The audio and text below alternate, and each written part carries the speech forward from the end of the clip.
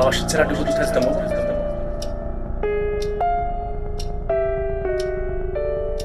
Přijela pozdě.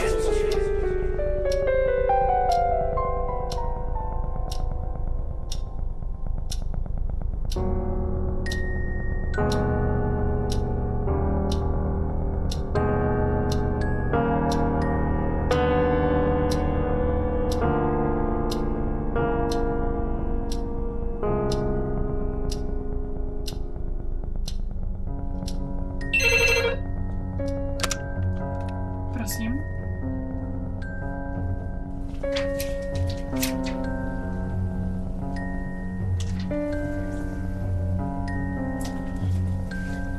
Dobrý den. Dobrý den. Posaďte se. Ne, děkuji.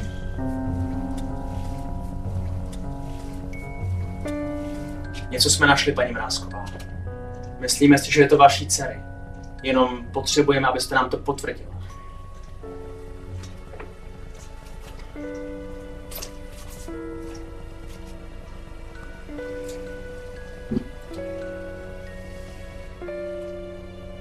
Je to její? Kde jste ho? V lesoparku. Kousek za městem. Co to znamená? Snad jen nepatrnou nápovědu, kam zaměřit pátrání.